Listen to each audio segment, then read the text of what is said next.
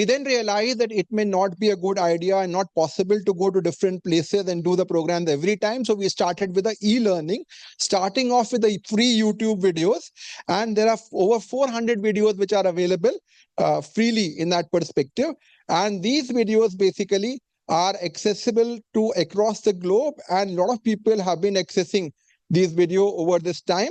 And as we are looking at currently, there are a lot of people who are subscribing even to this program as well. So there are over 1.5 million views which have been given in these videos in terms of this e-learning program. We then realized that we needed to have a structured program rather than just having some videos. So we started off first with a fellowship program from 2017. And till date in the Regency Center of Diabetes Endocrinology and Research, we have had 11 fellows who have been involved. And I remember Dr. Kapoor, when we went for the first time, and he said that, yes, we should start the program. It was one of the few centers which started the program at that point of time. So in the last 7 years, continuously, we have got very good fellows and with good support from the hospital.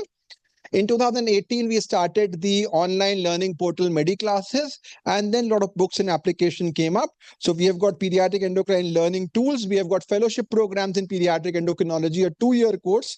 And many of the people who are here actually are part of that course. They are coming 4 times in a 2-year period to gain experience, clinical, as well as learning in that perspective. We have developed the MedEClasses Endocrinology app, which I was talking about. It's the most downloaded pediatric endocrinology app with over 5,000 installs, a lot of publications coming onto it. We are working in terms of developing connected clinics, which will help out people develop personalized care in terms of specific disorders. So we have developed tools to guide evaluation for growth failure, which have been validated. There are tools for management of diabetic ketoacidosis, which have been shown to reduce the complications of DKA. We have developed a bone age application, which provides within 2 minutes a reliable and valid way to assess bone age, which has already been published. A lot of other interpreters are there, which are being published, include our obesity interpreter, our puberty interpreter, as well as thyroid interpreter. So these interpreters are going to make life very easy. You have to enter the values and you will get the right outcome. And they have been validated in a large number of patients in that perspective. We also developed a DSD interpreter. And the next step, which Vibha was talking about, was the bone age assisted interpretation of growth, in which all the pediatricians have to do is to enter some basic information with regards to the child in terms of their age, in terms of their birth weight and other parameters. And then you have to enter about their pubertal status. And then you can either have a manual entry of bone age, or you can have a data which you have to select the sites and get the right data in terms of bone age. Now, this bone age assisted interpretation of growth is a tool we have been using and validating for the last 1 year in our center. And this has been found to be perfect in terms of not only plotting the data, but also getting a lot of interpretation and whether our puberty and growth is going normal or not. So this is going to be probably a way in which we can really screen a large number of normal children, as well as patients who are coming to different pediatricians in terms of school, as well as clinic, to get the right guidance in terms of evaluation and management from that regards. So we've got different courses. We have on-site course. So we have had 7 on-site courses till now. And yesterday we had a big number of around 48 participants from across the world actually, and over 300 patients who had come from different parts of the country to specifically come and get exposed in this perspective. We have got multiple publications, and we have now coming up today with the 2nd edition of MedEClasses Basic Pediatric Endocrinology.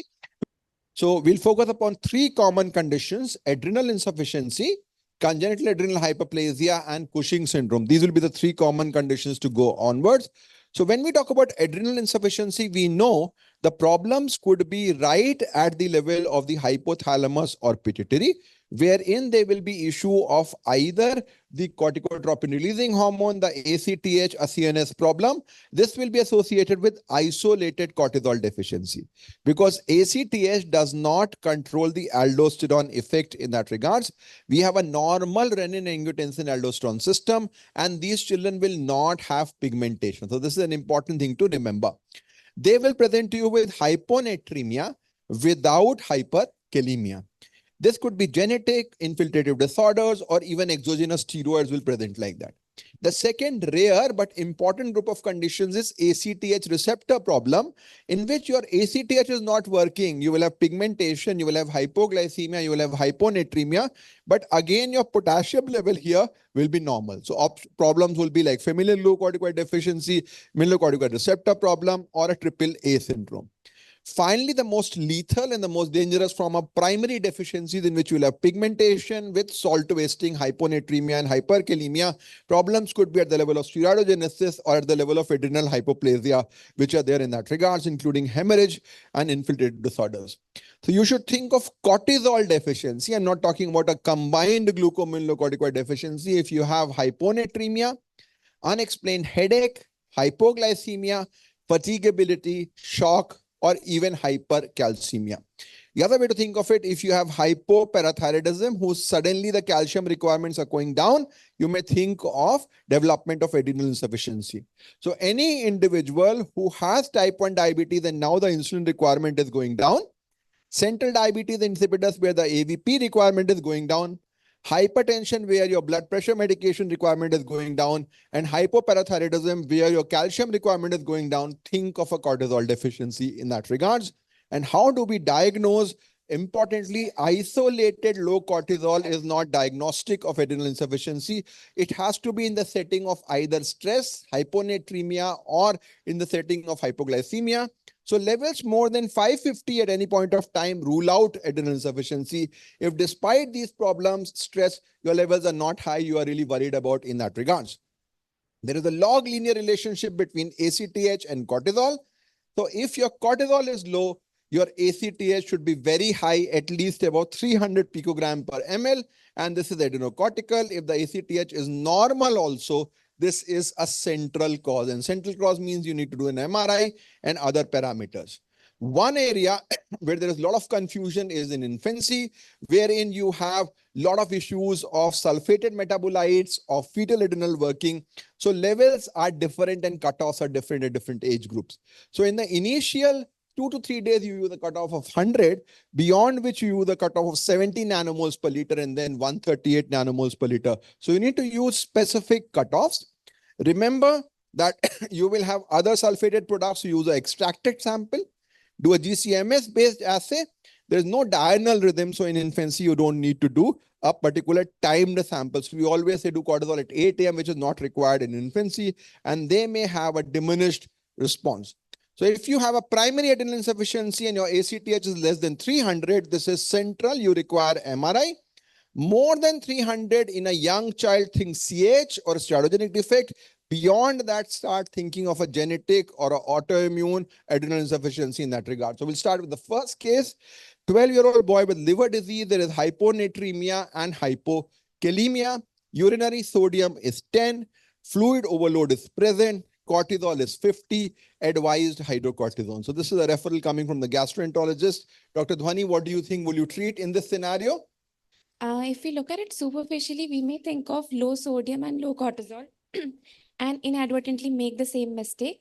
However, one needs to understand that there is an underlying liver disease which will cause hyperalbuminemia and decrease CBG levels. So what do you expect the urinary sodium in somebody who has hyponatremia if it is because of a cortisol deficiency? High. We expect an SIDH-like picture, high urine sodium. So this low urinary sodium means it's more like a fluid overload scenario. So it's a third space. So this liver disease is the primary cause of hyponatremia.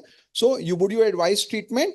No, we will like to do urine-free cortisol levels in case we are highly suspecting cortisol deficiency. Yes. As Dhwani has said, in liver disease, if your CBG levels are low, you will have a lower, falsely low level of cortisol. In this scenario, you can use salivary cortisol or free cortisol where you will measure that. And if you look at the albumin, so this is not really a case of cortisol deficiency. So urinary sodium should have been high if you're thinking cortisol deficiency, and it may be falsely low in liver disease. Second case is a 3-week-old girl with failure to thrive, weight of 3 kgs, birth weight 2.7. So only gained 300 grams in this whole period. There is sodium of 142. So sodium is 142, potassium is 3.9, cortisol is 86. Now, the referral basically is again the same thing, that this is hydrocortisone requirement is there. Do you agree, Dr. Ayesha, with the diagnosis? Yeah. Here, as you can see the picture, we have a 3-week-old girl who's not thriving, and you have been sent with a cortisol level which looks low. So looks like this girl has adrenal insufficiency. But in endocrine, always remember before starting any treatment, always look at the age-appropriate cutoffs. So always, especially for younger infants and especially for newborns. So here the catch is you have a baby who is just 3 weeks old. So you have to look for age-appropriate cutoffs before thinking about the next step. So as it was very rightly pointed that you have different cutoff levels at different age group. So you have to go for age appropriate test. And also you have to, for any hormone analysis, you always have to look what was the method of estimation. Oh, that is also very important because there can be many causes of false positives, especially in a 3-week-old baby who may have influence because of fetal effects, which may remain persisting. So because there can be many, the simple investigation and methods of estimation may lead to estimation of non-bioactive materials also like cortisone. They can be estimated and they might lead to false positive. So you always have to look for age appropriate cutoffs and also the method of estimation of your hormone. That is very important. As Dr. Aisha said, that unless you have hyponatremia, hypoglycemia, then this cortisol will be significant. His sodium was 146, so don't give value to single. We get so many referrals of low cortisol in infants, which is nothing to worry about. 2-month-old boy with failure to thrive and again not gaining weight, hyponatremia and hyperkalemia. Slightly different from the previous cases, Dr. Manoj. Now, cortisol here is 60. So will you use the same cutoff which Dr. Aisha was talking about? ACTH is 500, or do you think this is something else? So here, if we see this case, then weight is okay. And if child is failing to thrive and had a hyponatremia with a low cortisol, with a high ACTH, we can tell that this is the adrenal insufficiency case. But we have to further do a workup for this case. So this is a primary adrenal insufficiency. Yeah. So any hyponatremia, if you have a cortisol below 550, you start getting worried in that regards. Now, what you have done here, the most common cause is 17-OHP is normal. He had a testicular volume of 1 ml and SPL of 4.5. So he doesn't have any DSD, so to speak. So what are you thinking here, Dr. Manoj, now? Yeah, so here what we have to do, we have to do a work. 17-OHP is normal. Then we have to do a CT. We have to do lipid profile. And according to that, according to adrenal size or according to lipid profile, we can do further investigation and we can put our diagnosis. So in a young child, young male, if you have excluded CAH, an important differential is adrenal hypoplasia congenita, in which your adrenals are small. So you should do a adrenal imaging and you will find a small adrenal which was found, and DAX defect was found on that. So what are your key messages, Dr. Manoj, there? So yes, if low cortisol is there with the in the context of the hypoglycemia and hyponatremia, then we have to consider adrenal insufficiency. And if 17-OHP is normal, then case we have to do workup for the lipid profile, and for the adrenal size, if size is low, then we can tell that it is a DAX deficiency. Thank you. 2-year-old boy with fever and failure to thrive, hypoglycemia, which is ketotic. There is hyponatremia and hypokalemia. Cortisol is 112, ACTH is 1200. So diagnosed as Addison's disease. Dr. Manoj, do you agree with this diagnosis? Yeah, so according to previous case, as we discussed, this child is yelling that I am cortisol deficiency, because at the hyponatremia, cortisol is very low with the ACTH. Now the thing is that here is it primary deficiency or is it a receptor issue? So here there are the certain clues that we can catch. Like in this child, the potassium is not patient is not on the hyperkalemia. Potassium is near to normal. So we can tell that it is not primary adrenal insufficiency, but it is a receptor problem. So when we are in doubt, that time some pigmentation and normal and potassium will give us clue. Pigmentation you can find both in the primary adrenal insufficiency as well as the receptor defect. But the severity of the pigmentation will be very, very high in the receptor defect, because there only you will have a cortisol deficiency. So here that clue we have to take. So clearly, we have got this scenario. It looks more like a ACTH resistance, like a familial glucocorticoid deficiency. So again, potassium will be normal if your ACTH is not there or it is not working. Pigmentation suggests ACTH resistance. Next case is a 2-year-old boy with feeding difficulty and fever with hypoglycemia and ketosis. There is hyponatremia and a normal potassium. Cortisol is 98. So this is low for the level of severity, has got pigmentation. Dr. Dhwani, what are you thinking of? Again, like the previous case, this looks like an isolated adrenal glucocorticoid deficiency without affecting the mineralocorticoid. And the pigmentation suggests that ACTH levels are high. So again, ACTH we have to resistance. go for, so you have to go for a ACTH resistance. Yes. Now, what particular findings can give you a clue in that regards? Feeding difficulty suggests that it could go in the setting of AAA syndrome. So look for alachremia. So whenever you have an isolated glucocorticoid deficiency, always look into specific pointers, whether the eyes are dry or not, whether there is a dysphagia, which is not, and this could be a AAA syndrome, which is the scenario of alachremia, adrenal insufficiency, along with esophageal abnormality or dysmotility. So primary adrenal insufficiency is unlikely with normal potassium. Look for eye and feeding pattern in this regards. 4-year-old girl with hypoparathyroidism, stable on calcium and calcitriol, now complains of irritability and constipation, and suddenly the calcium was high. The calcium was never even normal in this child, and now this child comes to you with hypercalcemia and hyponatremia. Dr. Ayesha, what is happening to this child? Now here we have a girl who was a diagnosed case of hypoparathyroidism and who started on treatment. So again, always remember in endocrine, whenever you have involvement of one system and the findings, either clinical features, provided you have started the treatment, either the clinical features or your biochemical parameters are going haywire. No, you cannot explain. So always think involvement of other endocrine organs as well.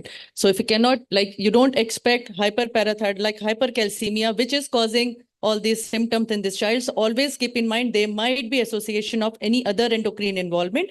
So adrenal insufficiency definitely may go hand in hand. So you always have to keep that in mind and investigate for that.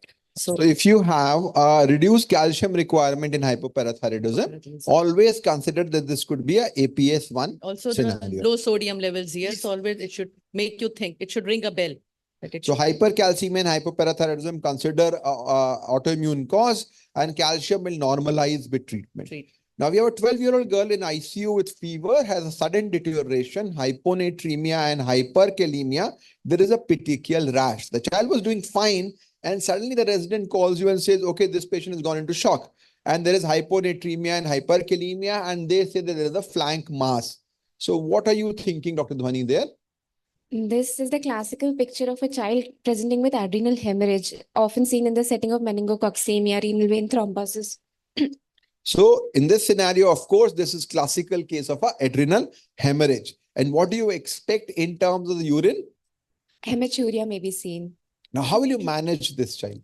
So the child is in shock, so you will need fluid resuscitation because there is an glucocorticoid and mineralocorticoid deficiency. You start off with 50 mg per meter square hydrocort and followed by 100 mg per meter square infusion.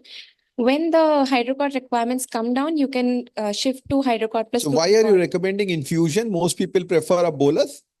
So what happens is the CBG has a certain binding capacity beyond which whatever cortisol is given to the system is excreted out in urine. Bolus doses therefore result in more loss in the urine. So if your cortisol goes above 750 or something, you will lose that cortisol in the urine. So if you give a bolus, levels will go up to 1000, lost in urine, then come down. While if you give a continuous infusion, it will give you a much better scenario and picture in that regards. And as you said, you will taper over 48 to 72 hours and add other agents later on.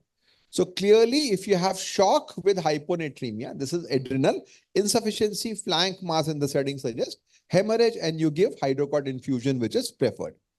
12-year-old boy with septic shock in the intensive care, somewhere a similar scenario, on multiple fluid boluses, on multiple vasopressors, the blood pressure is not coming up. So they have now given a reference to you because the cortisol level is 145, reported as normal. The lab reference is 130 and 550. So Dr. Manoj, Do you think this requires some endocrine input? Yeah, so as sir has discussed previously, this is the case of patient is in ICU. So it is in stress. Here the cortisol should be not 145, but it should be more than 550. So here and blood pressure is not increasing, vasopressor is not working. Then in the acute setting, we can give hydrocortisone supplements to resume for the resumption of the shock, for the resumption of the BP. So this is clearly what is known as critical illness adrenal insufficiency. This may not necessarily mean that there is a hemorrhage. All your cortisol has been used up. So you don't have any store. So better to give them a physiological replacement and they will improve on that. So this catecholamine refractory shock, there is a role of cortisol. Physiological hydrocortisone will be helpful. From adrenal insufficiency, we'll move to the second important group of steroidogenic defects. So when do we suspect a steroidogenic defect? If there is, of course, an atypical genitalia, if you have precocious puberty, delayed puberty, salt wasting crisis, hypertension, or hyperandrogenism. So a combination of aldosterone deficiency or excess, androgen deficiency or excess, you will suspect various forms of steroidogenic defect. So if your mineralocorticoid is low and androgen is also low, so you have a XY-DSD with salt wasting, you are thinking of a proximal defect star, side chain cleavage, 3-beta-HSD and POR. If you have androgen deficiency but excess, deficiency of mineralocorticoid but excess of androgen, you are dealing with 21-hydroxylase, 3-beta-HSD, POR, XDSD with salt wasting crisis. If you have a mineralocorticoid deficiency with a normal androgens, this is 11-aldosterone synthase defect. If your mineralocorticoid is normal and androgen is low, this is 17-beta-HSD. This is XY-DSD without salt wasting. If it's too much, it is aromatase deficiency, XX-DSD without salt wasting. Finally, if you have too much mineralocorticoid and androgen is low, this is 17-hydroxy deficiency, XY-DSD with hypertension. If you have excess of androgens, this is 11-hydroxylase deficiency, precocious puberty in a boy with hypertension, or you have a XX-DSD with hypertension. And finally, if you have a normal androgen and only isolated aldosterone excess, you have a 11-beta-HSD2 apparent mineralocorticoid excess. So this slide will really summarize all the form that we are going to discuss. So 11-hydroxylase present with a XDSD and hypertension, or a male with precocious puberty, get a DOC done. 17-hydroxylase presents with XY-DSD with hypertension or a delayed puberty in female. 3-beta-HSD presents with salt wasting or XY-DSD. Star side chain cleavage presents with salt wasting, XY-DSD in female delayed puberty, and POR presents with DSD in both XS and XY. Now, very interestingly, 3-beta-HSD, there is a high level of testosterone for a XX individual, which causes virilization, but it is not high enough to provide enough virilization for a XY individual. So you have DSD in both males as well as females in that perspective. And then we have got isolated defects like 17-beta and 11-beta. So 17-OHP is a very, very important test. And Dr. Sugandha talked about this yesterday. If your 17-OHP is below 300 nanogram per DL, CAH is unlikely. Above 3500 CAH is more likely. And then in between, think of variants. Otherwise, you do a ACTH test to identify the diagnosis. So clearly, interpretation of 17-OHP levels will give you the right diagnosis in that regards. Often we are now being called because of neonatal screening and causing confusion. 17-OHP, if it's less than 300, it makes it unlikely. Above 1200, then you should ideally do a repeat test, because this is a screening test and it has a high sensitivity, low specificity. So do a repeat 17-OHP electrolyte and consider a genetic testing. In between, you can think of some other forms of DSD. So we'll go on to cases again. Day 1 neonate on screening. 17-OHP is 1400 nanogram per DL, 14 nanogram per ml. Advise hydrocortisone. So Dr. Dhwani, what do you do in this case? So day 1 is not the ideal time to screen a neonate for CAH. Beyond day 3 would probably be preferable. So we would like to repeat the test again after 72 hours. So it is too early. So what are the false positive causes of high 17-OHP? There is increased sulfated products in the immediate newborn period, stress on the day. So if you have a stress, if you have an infection, early sample. And what are the causes of false negative 17-OHP? If, yeah, Dr. Somebody has given hydrocortisone, then If mother has received steroids, antenatal steroids are given, that may cause suppressed 17-OHP also. So in this case, we should do, you can reassure or you do a TMS sample again in that regards. So screening should be done after 72 hours and GCMS-based assays may be required in these scenarios, particularly from that regards. Day 10 child now came with the day 14 child with DSD, they are bilateral gonads. There is no uterus. So this, if you look at the DSD, this is classically a XY DSD. You have got very low level of testosterone. Sodium is 123, potassium is 6.6. So, Dr. Ayesha, what are you thinking about? So looking at the baby looks like, for a normal person, looks like a female. But if you see, you can see the scrotum is underformed, and you can see rugosities as well. So we have the first thing definitely would be the go for karyotype, but we have the report with us, that is 46XY. So as Sir very rightly pointed out in that flow chart, that you have to look for two things. One is the mineralocorticoid, whether that is in excess or deficiency, and another is the androgen. So here in this case, we have androgen that is definitely going on the low side, and also the mineralocorticoid that is on the deficiency side. So that helps you to come down at a diagnosis of the first thing, that is the 3-beta HSD or star, depending upon the other. And 17-OHP levels were in between the range. So that's why we are thinking of a 3-beta HSD defect here. So clearly, if you have a XX DSD with salt, XY DSD with salt wasting, you think of 3-beta HSD as a possibility. So I think that's very important.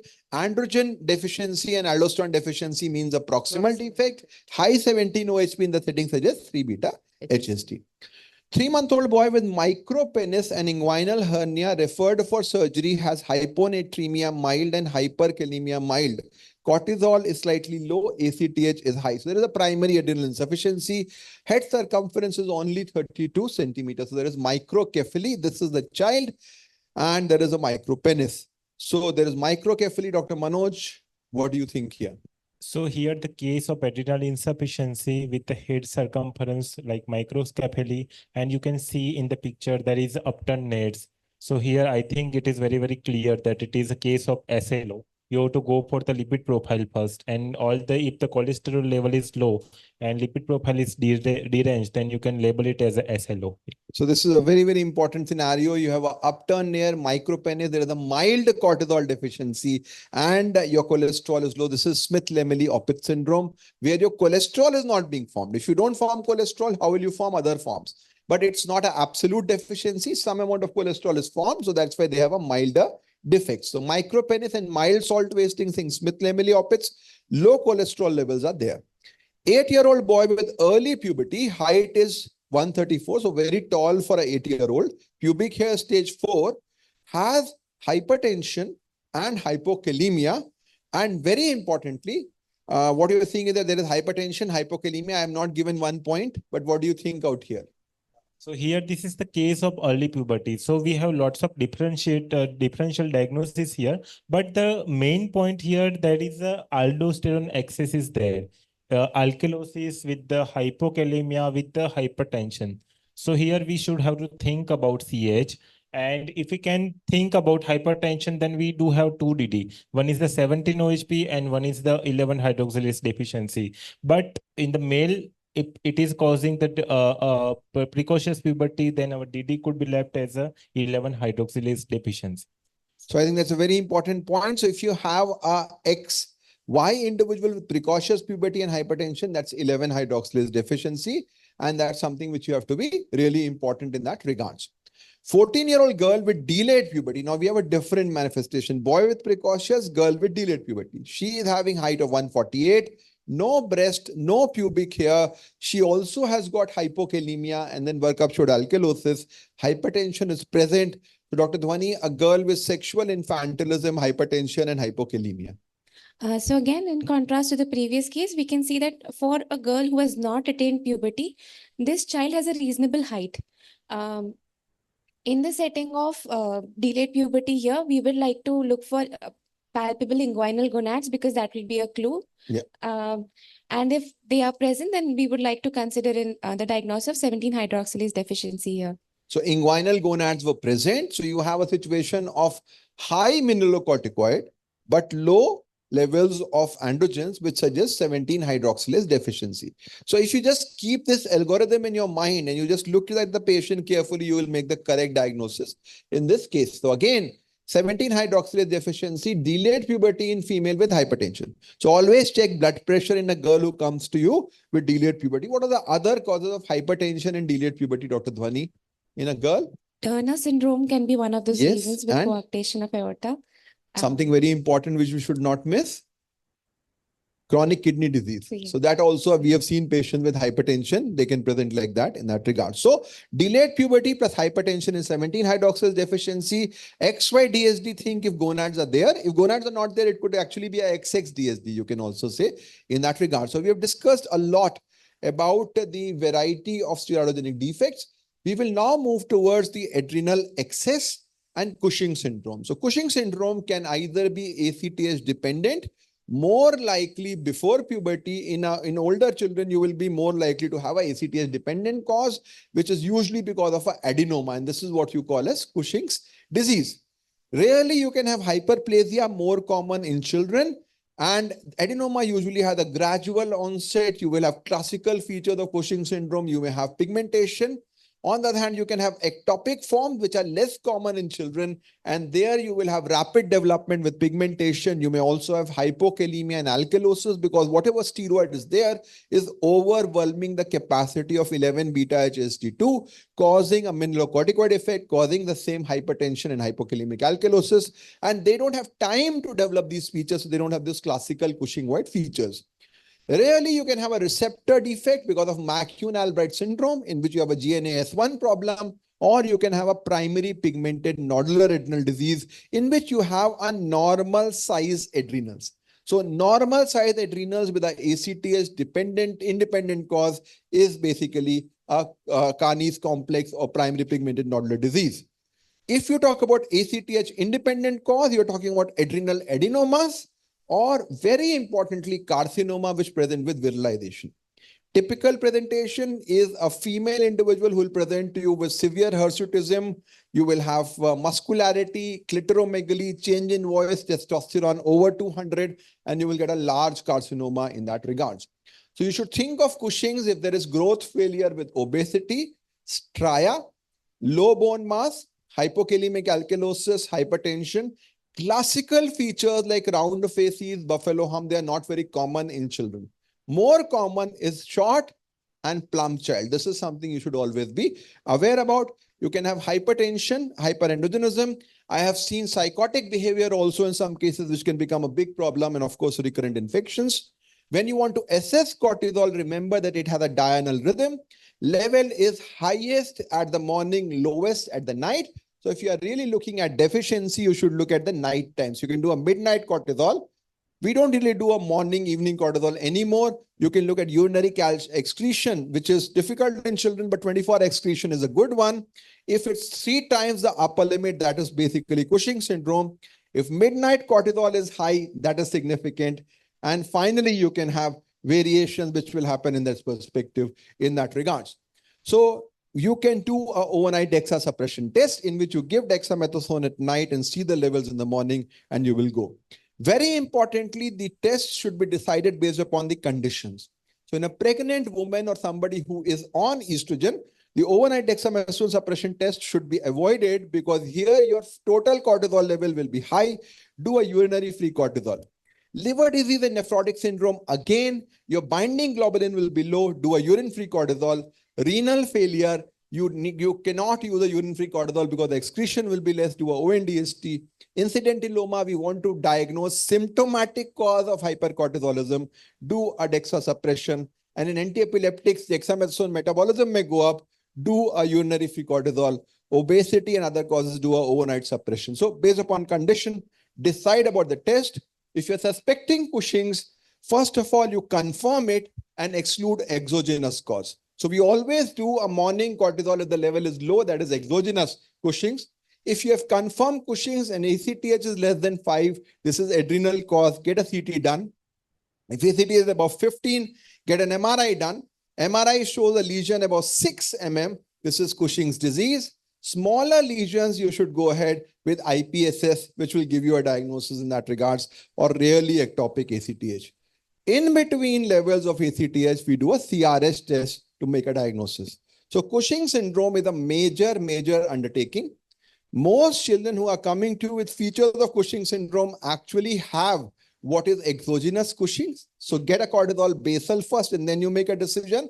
But once you diagnose Cushing's, you have to diagnose this could be adrenal carcinoma. This could be a large pituitary adenoma, so you can't miss out on that. So we'll now have a 16-year-old girl with obesity and hirsutism. There is menstrual irregularity. There is buffalo hump. Overnight suppression shows a cortisol level of 150. ACTH was borderline, so MRI was advised. So Dr. Ayesha, what do you think here? Again, here is a catch here. Based on the findings that we have, this is looking like a clear-cut case of Cushing's. But catch is the girl has obesity and hirsutism. So you never treat the report, you treat the patient. So you take a good history and you always take history because as you saw in the chart, there are many drugs which can affect your hormone analysis, the cortisol levels. So always take history if the child is on any drugs or not. So if once you take a detailed history, the girl was actually for hirsutism was being treated with some. So this is a very common referral and they might be on estrogen and progesterone and your morning cortisol is very high and even non-suppressed sample will come. So in this case, you should not do a ONDST. ONDST and go for urinary free cortisol. That will be the way forward. And UFC was normal in this case. So your cortisol level will be high with estrogen. Preparation, UFC is the preferred test. 15-year-old girl with obesity with no Cushing-White features. Again, overnight suppression is 140. She is having an underlying seizure disorder. And Dr. Dhwani, what do you think is happening in this regards? What could be the possibility? So in this child, anyway, the pretest probability of having Cushing syndrome is much less. Moreover, again, as ma'am has already mentioned, there are drugs that can interfere with your cortisol assays. So we know that certain anti-epileptic drugs are enzyme inhibitors and may enzyme inducers and may decrease the effect of dexamethasone that was given to suppress cortisol levels, resulting in under-suppressed. So always remember that if you are on any drug which is inducing P450 system, your dexamethasone will be metabolized. So it's not going to suppress your cortisol and your test will be falsely positive. So on anti-epileptic drugs, you should do a urine-free cortisol. Urine-free cortisol. So again, choosing the right test becomes important. So false positivity can be because of anti-epileptic drugs. Recommend a urine-free cortisol. 14-year-old girl with obesity, there is blood pressure of 120/80, mildly elevated or not really elevated, pigmentation. 8 AM cortisol is very high, 900 nanomoles per liter. Somebody got excited, got a ACTH which was 20. So this looks like ACTH dependent Cushing syndrome. MRI show the pituitary adenoma. So now they have been referred for surgery and they have referred you for evaluation. Dr. Manoj, what do you think is happening here? Yeah, so this skull is a little bit looking like that it is fitting in the Cushing syndrome, seeing the obesity, BP, pigmentation, high cortisol with the ACTH with MRI. But the thing is that before labeling anybody as a Cushing syndrome, we have to do second screening test, and then we have to do confirmatory. Then we have to do ACTH. So actually, cortisol has a diurnal variation. So sometimes you can find very high result. So that need to be confirmed. And here we need to do dexamethasone suppression test, and by that after that we can do ACTH and MRI. So unnecessary investigation was done. That was the main message there. So I think we need to understand the difference between a screening test, a diagnostic test, and a classification test. Morning cortisol, the honorary role is to exclude exogenous cortisol provision, which has been done in that case. Now, if your morning cortisol is high, that does not mean anything. Get either a ONDST, UFC, or a midnight cortisol. If they are suggestive, then you go ahead with a second confirmatory test, and then you go ahead with a classification test, which is ACTH, which will give you whether it's a ACTH dependent or an independent etiology. So this is not a good test to go forward. So no role of morning cortisol. Do the test in the correct sequence. That's important. Screening should be done with ONDST in that regards. We have a 12-year-old girl with obesity. Height is 142, weight is 60 kgs. You can see this girl out here. Looks pretty Cushing-White. I think overnight suppression shows 120 nanomoles per liter. So this is Their ACTH is 6 picogram per ml. MRI show the pituitary adenoma. Now, what do you think, Dr. Dhwani, is happening in this case? So yeah, the pre-test probability of having Cushing's is high. The overnight dexamethasone, okay, screening test is positive. So even the diagnostic test was positive here, sir. Yeah. So what we are Okay. looking at is that you're looking at pituitary adenoma. My main concern is Okay. why is the ACTH only 6? Okay. The assay, how it was sent, how it was collected could affect the ACTH levels. And perhaps in someone where we have a high index of suspicion, it may be better to repeat ACTH levels here. Yes, this is a classical case of Cushing syndrome. All the features are there. You have adenoma. Now, this ACTH is 5 to 10, which is a borderline scenario. But this could pretty much be because of a non-transport of the sample in a proper fashion. So if you had done it using ICE, your repeat ACTH was found to be high. So again, you're going in this direction. Otherwise, 5 to 15, you would have to do a CRH test. So better to do a second ACTH before you go ahead in that regards. And then you have got Cushing's disease. So key message is pubertal onset is mostly because of Cushing's disease. Pre-pubertal is more because of an adrenal issue. ACTH is temperature dependent. Confirm levels if there is a conflicting reports. Now we have a 1-year-old boy with weight gain. There is hypertrichosis and round faces. You can see this child looks like a Cushing syndrome classically. Cortisol is extremely high and there is no reduction after a DEXA suppression.